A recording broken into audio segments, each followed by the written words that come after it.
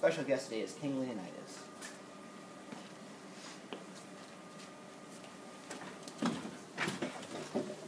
My first question for you is, what was your role in the Persian Wars? I was the leader of the Spartan and Greek forces at the Battle of Thermopylae. My force of about 7,000 men was supposed to hold the pass at Thermopylae. What was the result of the Battle of Thermopylae, and what was your role in this result?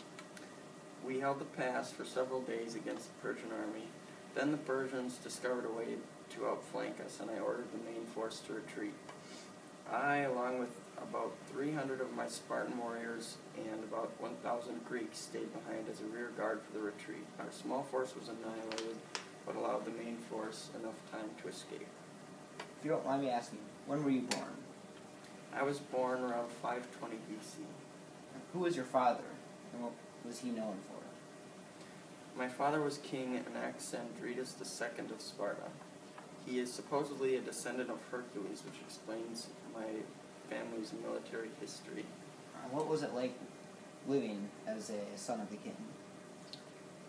Because I had several older brothers, I was not the heir to the Spartan throne. Consequently, I attended the Agog, the public school that all other Spartan boys attended. I became one of the few Spartan kings who underwent the difficult military training of Sparta's youth. And now we cut to our news break. We have just received important news about a naval battle currently being fought in the Straits of Artemisium. The Persian Navy originally intended to attack the about 1,200 ships, but lost nearly 400 of them in the storm before arriving at the battleground. The Persians lost another 200 ships in a storm after arriving in Artemisium. But before they made contact with the Greeks, the primary battle occurred over the next few days.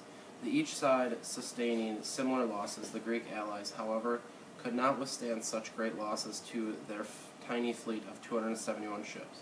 After considering their losses, as well as the defeat of King Leonidas at the Battle of Thermopylae, the allies have now decided to retreat to Salamis in order to recover and regroup. The Persian army is now moving toward Athens without resistance. After that special news break, let's get to the real interview. Why were you chosen as the king of Sparta and as the leader of the resistance against the Persians? I was chosen not only because I possess royal blood, but also because I went through Sparta's harsh military training and proved myself as a very capable and intelligent military leader. If you were able to, what might you change about your life or about the events that occurred during your life, and why? Obviously, I would prefer not to have been defeated and killed at the Battle of Thermopylae. Still, I am very proud of my men's bravery and willingness to fight to the death against hopeless odds.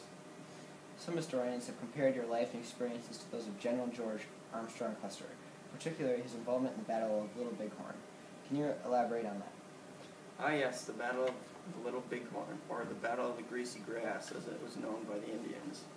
I know that General Custer was in a similar situation in this battle as I was in the Battle of Thermopylae. Custer and his force of about 700 men were severely outnumbered by the Indians, and the end result was the defeat and death for Custer and many of his men. Your early life was also quite similar to Custer's. Could you explain how? Yes, I attended the Spartan Agog from ages 7 to 18. This was a military training school in which Spartan boys were made into soldiers and citizens.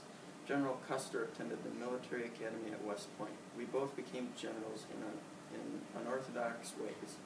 I was elected leader of the Grecian army after my half-brother died.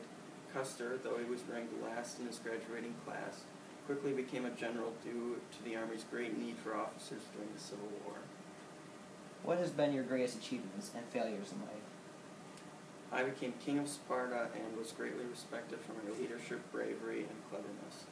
I also held the pass at Thermopylae for several days against overwhelming odds and fought well for my kingdom.